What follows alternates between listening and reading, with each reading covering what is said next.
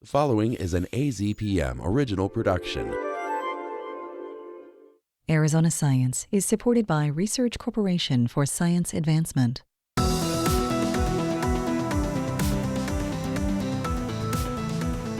AZPM, I'm Leslie Tolbert, Regents Professor Emerita in Neuroscience at the University of Arizona, and this is Arizona Science.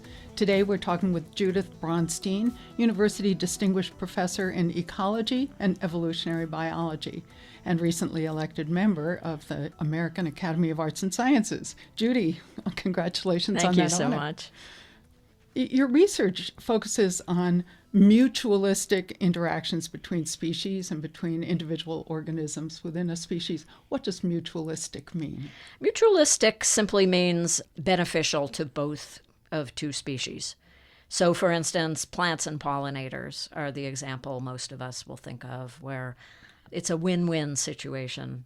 The pollinator is visiting a flower and getting food, and the plant gets its pollen moved. So each is acting in its own interest in a way, but it works out for the benefit of both. And it seems to me there's every evolutionary reason for this kind of interaction to have evolved. So are there creatures that are not mutualistic?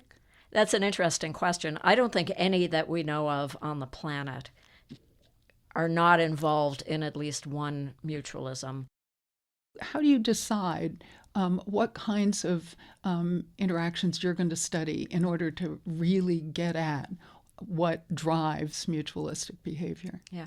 I was trained as a field biologist, so I just like to be outside. There's a lot of work that goes on in the lab with very, manipulable systems where you can study their genetics and so on. That's never been what drew me to science. I'm more interested in being outside. And so once I moved to Tucson in the late 1980s, I was drawn to desert systems. There's no question about it. And mutualisms are everywhere we look, in the desert in southern Arizona, in the Sonoran Desert. So I had a wealth of opportunities to see what attracted my attention and then to just run with it. And very little had been studied. So give us an example of a really clear mutualistic relationship.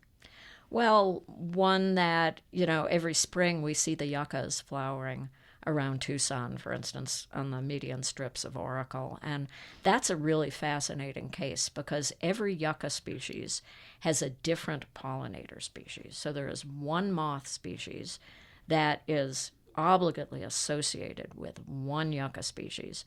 And the moth also lays its eggs in the flower, but it also pollinates the plant. So the plant benefits by reproducing. The moth benefits because its offspring destroy some of the seeds, and that gives rise to their next generation. Give us another example of a mutualism. Okay, well, here's a great one that we all know around Tucson, and I think it's an interesting example because it involves more than two species in its effect, and that is the interaction between mistletoes and one of our common Sonoran Desert birds, the phainopepla. Mistletoe fruits every winter, and it's a very unusual plant in that only one animal species can disperse its fruit. It's a very sticky fruit, and that's our phainopepla. The phainopepla get food from eating the fruit, and the plant gets its seeds dispersed. So it's very clearly beneficial to both of the species. The interesting thing about it is, where do the birds disperse the seeds to? They disperse it to other plant species, particularly our mesquites, our palo verdes, and the seed germinates and grows on that host tree. And that's really bad for the host.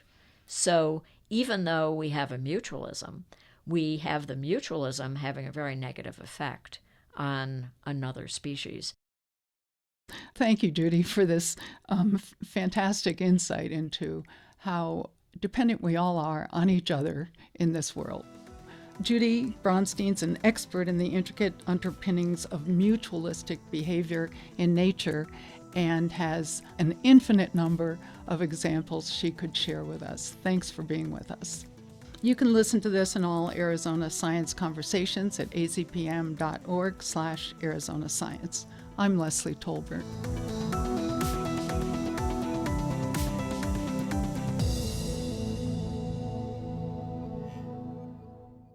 Thank you to Research Corporation for Science Advancement for their support of Arizona Science. AZPM podcasts are made possible in part by donations from listeners like you. Learn more at support.azpm.org. Thank you.